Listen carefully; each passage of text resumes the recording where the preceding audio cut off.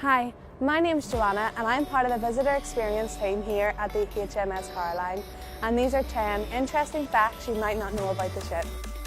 Did you know that every single cobble on the surrounding Alexandria dock is original, and it was removed, hand-washed and replaced during the refurbishment?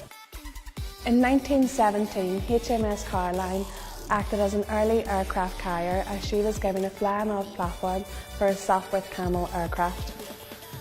There are only 3 Royal Navy ships left in the world from the First World War.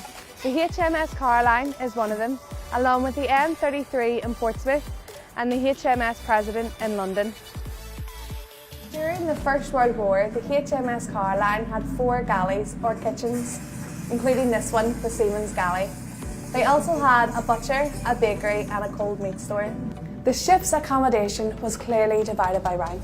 A suite of cabins for the captain, individual cabins for the officers and a mess deck for the seamen.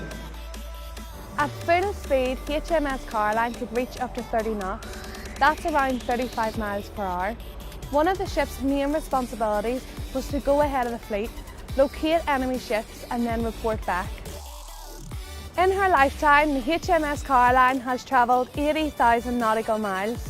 That's around 148,000 kilometres. More than 3 times around the world. HMS Caroline still has her original Parsons turbines, which are amongst the earliest surviving in the world today. Caroline's turbines were able to generate 40,000 shaft horsepower. Officers would have spent their spare time in the wardroom. This was the only place on the ship where the captain wasn't allowed. He either had to ask to enter or to be invited in.